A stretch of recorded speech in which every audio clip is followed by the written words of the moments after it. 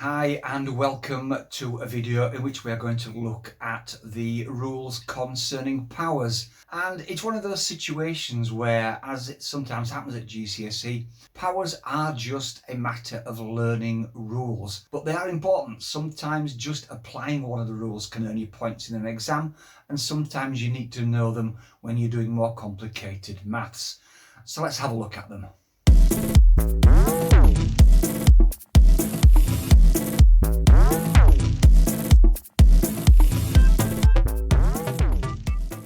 So let's start by examining exactly what a power looks like. Whenever you see a number and it has a smaller number at the top corner here, the little number is the power. So what does it mean? Well, let's look at this example. We have here 3 to the power 2. Now when we see something to the power 2, it has its own name and we call it 3 squared. Similarly, if we see 3 to the power 3, that is known as 3 cubed. Any other number at the top doesn't have its own name, so if you see something 3 and it's got a little 7, we simply say 3 to the power of 7. So what does this all mean? Well, let's go back to the first one. Let's look at 3 to the power 2, or 3 squared. The little number tells us how many times the big number is multiplied by itself. So in this case, we have 3, and that 2 there means there are 2 of them. So 3 squared means 3 times 3. So 3 squared is 9. Similarly, if we have 3 cubed, that means we are multiplying 3 times. 3 times 3 times 3. So 3 cubed would be 27. And 3 to the power 7 that we mentioned on the previous page would literally be 1, 2, 3, 4, 5, 6, 7. So actually, using powers is a kind of shorthand. It's a lot easier to write 3 to the power 7 than it is to write a whole string of 3s.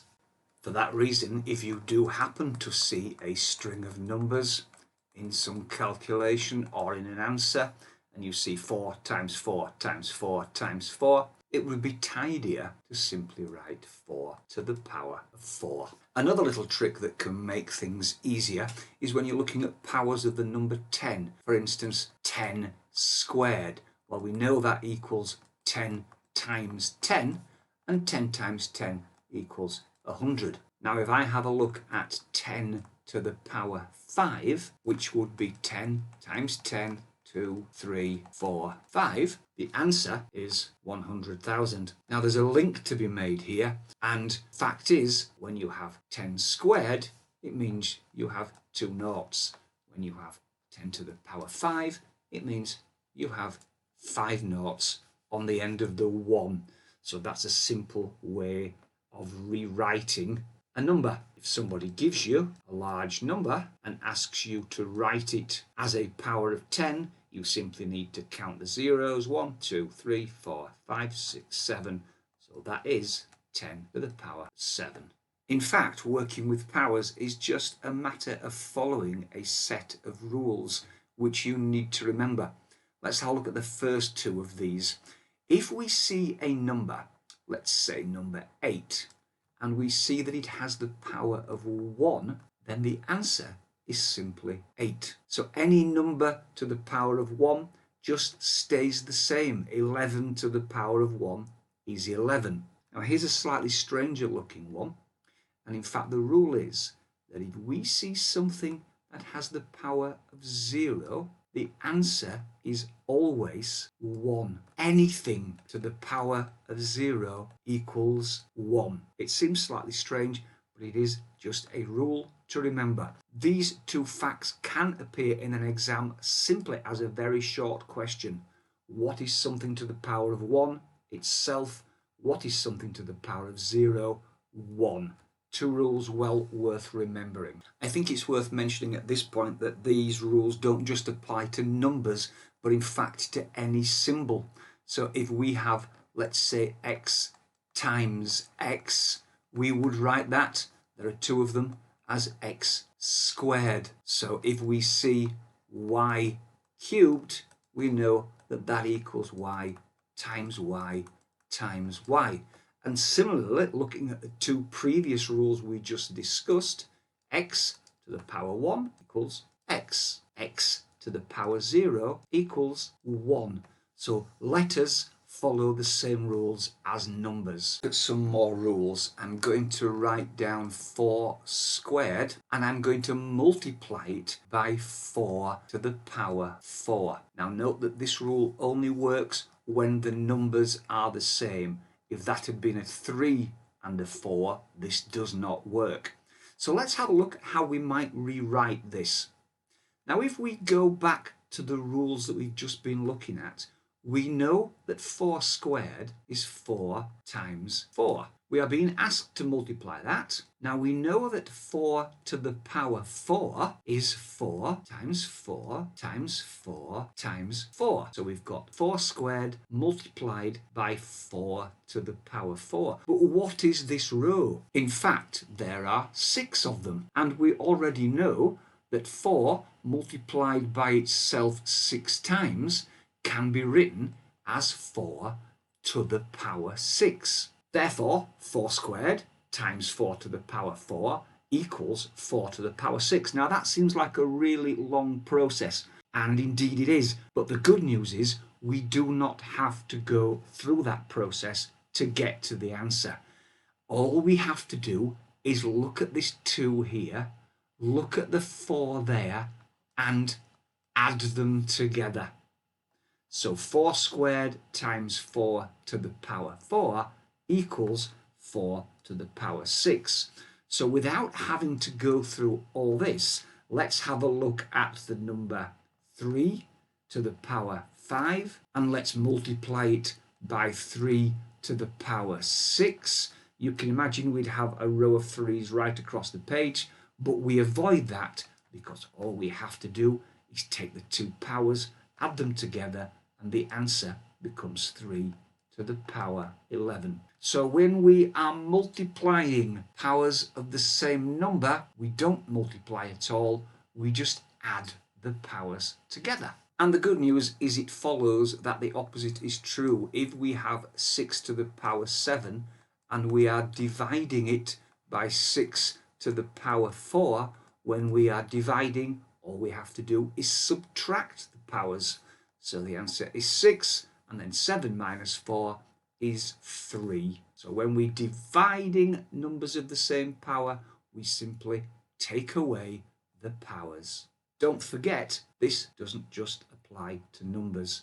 Going back to letters again, if I have D to the power 9 and I'm dividing it by D to the power 6, I would take 9 minus 6. My answer would be D to the power 3. And the next rule comes into place when we have a situation like this, where we have a number with a power, 3 squared, inside a set of brackets, but the brackets themselves have a power, in this case the power 4.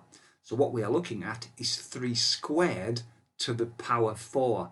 Sounds very complicated, but fortunately again we have a little rule which helps us to do this, and quite simply what we do is we take the 3 squared and we multiply that squared by the 4. So the inside power and the outside power get multiplied together, and the answer is 3 to the power 8.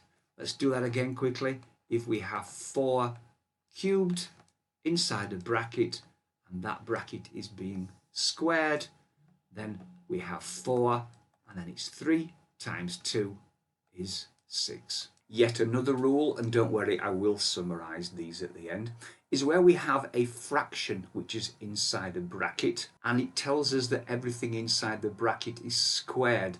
And that's a clue really, everything inside the bracket is squared, because the way we would work this out is we'd actually say that it is 4 squared over 5 squared. In other words, the squared applies to everything in the bracket.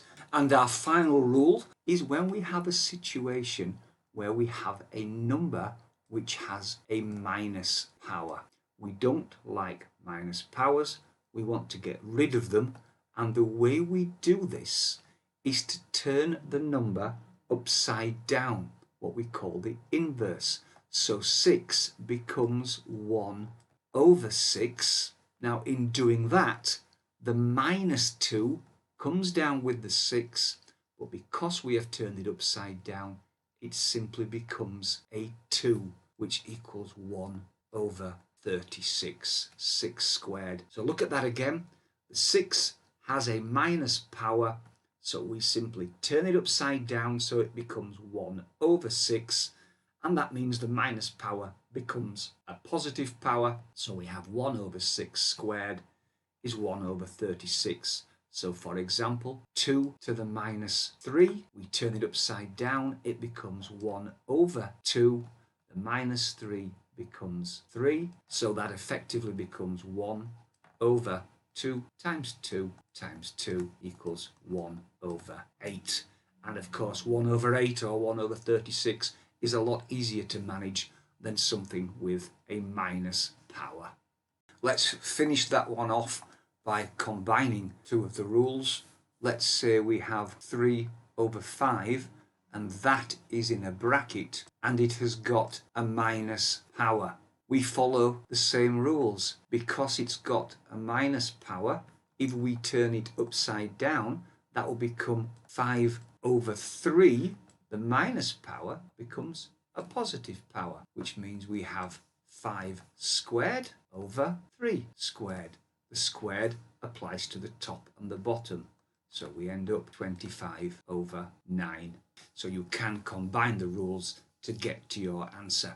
Well, I did say at the beginning that this video is really going to be about giving you a set of rules and showing you how to apply them, and really there is no option but to simply learn them, as you will find them appearing in several questions during your exams. There you go, we've covered most of the basic rules of powers. As I said at the beginning, some you just have to remember, others you may have to have a little bit more practice with.